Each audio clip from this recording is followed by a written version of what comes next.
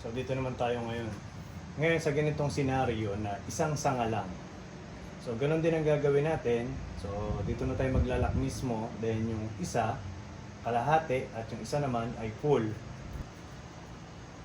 So sa pagwa-wiring pa lang mga idol, dapat alam niyo na kung saan siya ito-twist para yung mismong paglagay ng wire tama sa posisyon, hindi siya nakasalungat. Bawa gaya nito.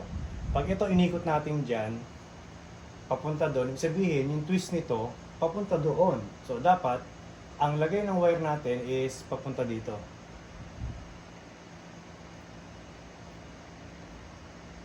Ayan, nakita nyo? Papunta dito.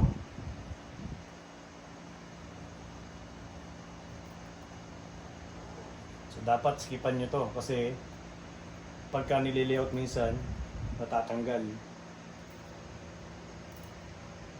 Okay. So bago natin tapusin tong isang pull, ito munang half para may guide na tayo.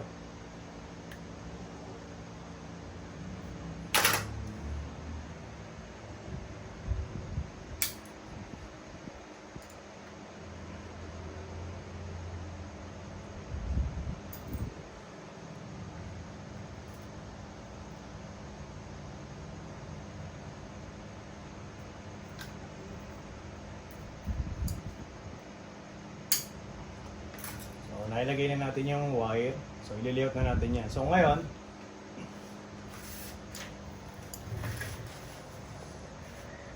ang layout nito, ang pagbabasihan ng layout naman ito, kung saan natin to ilalagay, nakita niyo yung sanga na to, tsaka itong sanga na to. So, dyan mismo, ito ngayon parang gagawin nyo, i-divide nyo to. I-divide nyo yung dalawa na yan. So, hatiin nyo yung mismong espasyo na dyan dapat pupunta yung sanga sa gitna ng dalawa na to. Para pag naganap na yung pads niya, nasa gitna siya.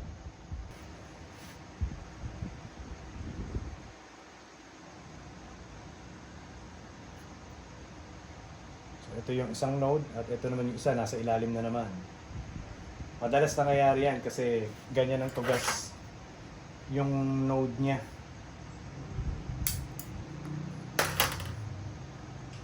Twist natin.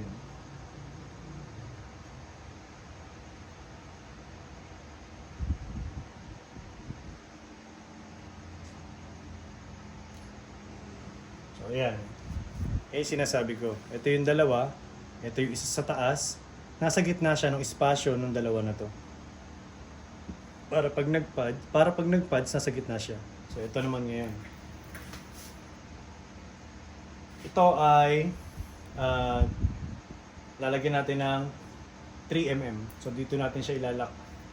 Pero hindi saktong-sakto dito sa sanga na to, sa cutback na to. Ilalagpas natin diyan para pag itong dalawa nilagyan natin ng wire, hindi gagalaw kasi mayroong nakalagay na maliit kahit papaano.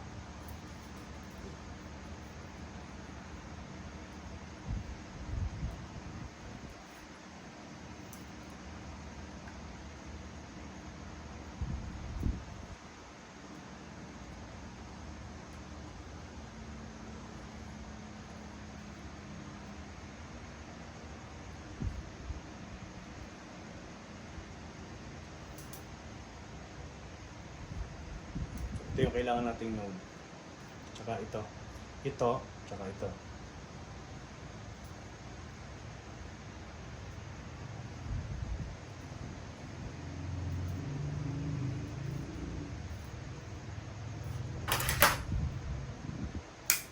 So ganoon na naman, titwist na naman natin.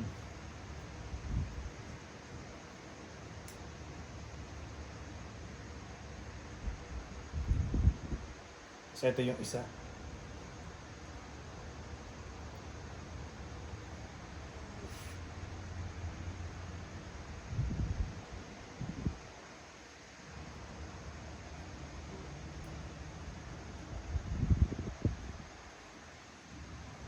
So bali pag nasa front tayo, ang makikita dito sa sanga na to, itong number 1. Dito lang yan. So kung mapapansin nyo, yung layout, ayan. Ito yung pads niya. Yan yung foliage niya. Kaya yung 1 lang makikita. Dahil kung ito, dito natin minove, lalagpas yung pads sa part na yan.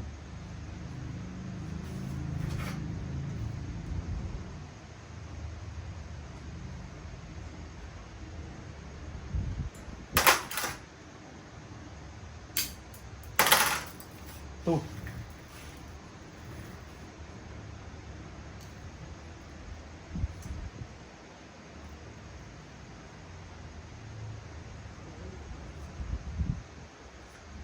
Ngayon, tingnan niyo pag ginalaw ko to. Tibay kasi merong 3 mm. Kung wala yan, gagalaw yan.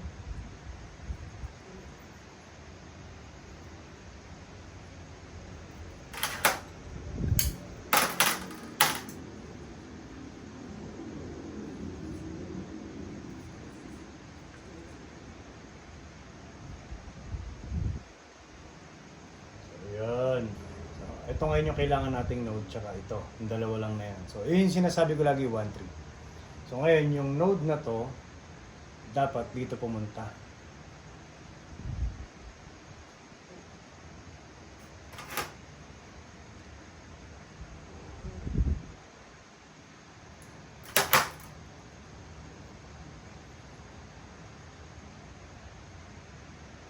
So, bakit na naman nakaangat?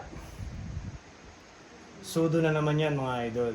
So, meron sudo dito, may sudo na naman dyan. So, ito yung sanga na kailangan natin na papunta dito at yun naman na magko-continue papunta sa sudo.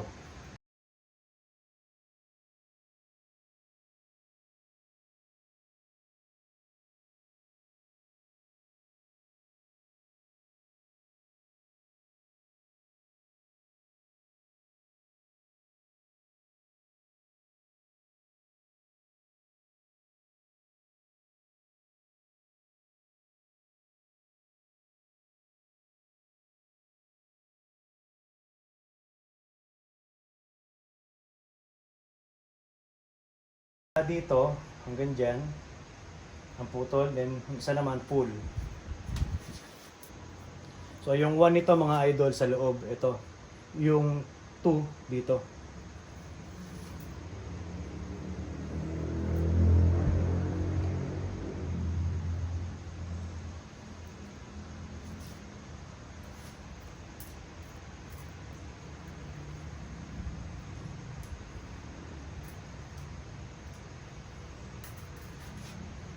Ito yung lagi natin unahin, yung half lang, huwag itong full.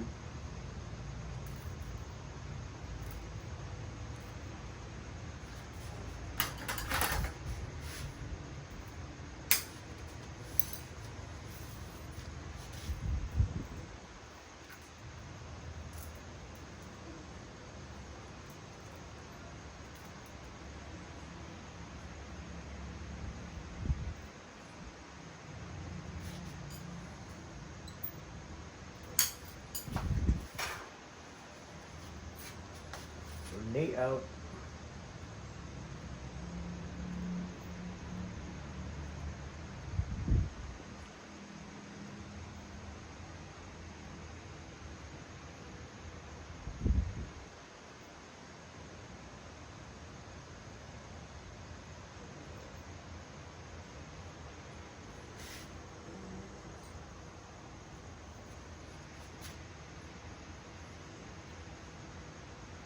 So ngayon, ang comparison na naman ito yung dalawang sanga na to. So yun ulit. Kung ano yung negative space na to, divide nyo yan. So yung ano to, dapat gumit na. Yung sanga na to. Para pag nasa ilalim tayo sumisilip, kita natin yan, yung sanga na to, sa ilalim.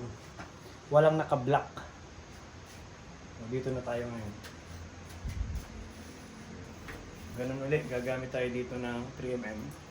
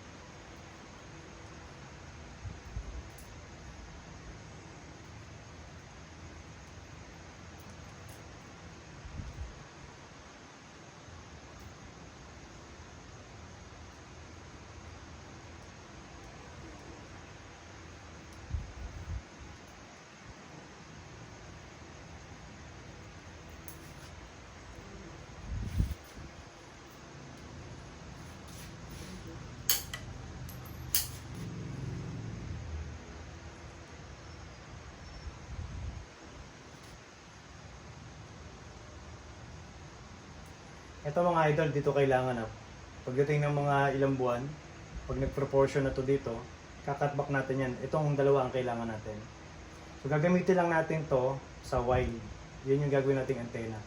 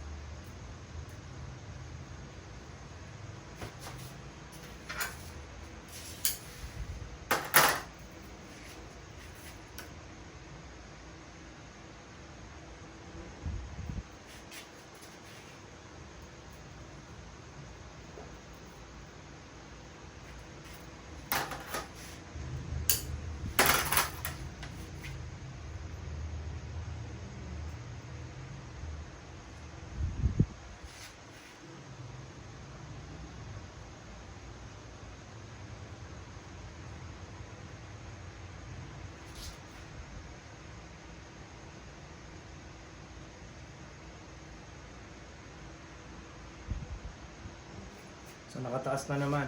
So pseudo apex na naman. So yun yung, ewan ko hindi ko alam kasi ako, mas gusto ko yung hindi siya parang payong yung kalabasan niya. At least pag nagawa yung yung foliage nito, at least mayroong mga umaangat-angat na mga pads sa kanya. So isa yun sa kumbaga parang binigay lang na pangalan yung pseudo, pero pinaalbo ko lang siya na paddings na pads. So yun, ganun lang yung ano nun.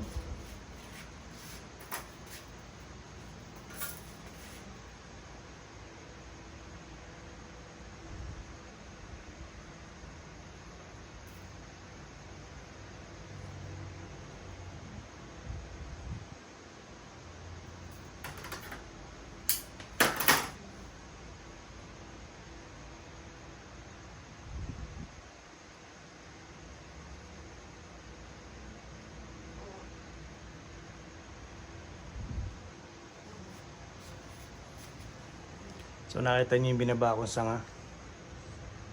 Depth. Diyan sa negative space na yan. So meron tayong depth.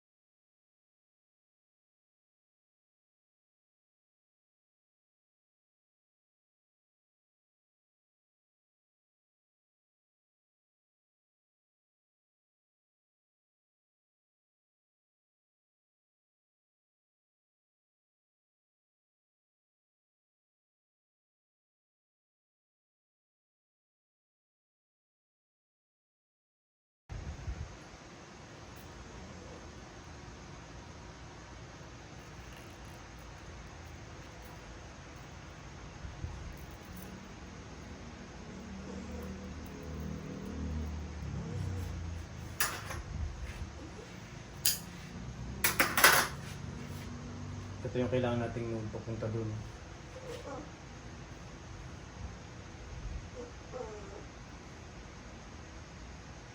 So ngayon, ito ngayon, pag ito proportion ha, dito, tsaka lang natin yan ika-cut back.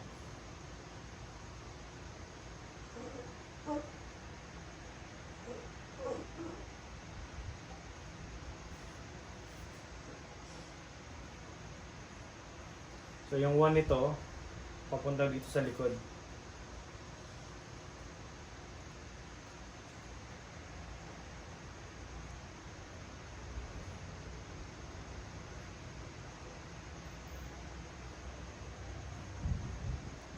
So yun, tapos na natin ang first wiring ng ating full cascade na tugas. At sana meron kayong natutunan sa part 1 hanggang part 4.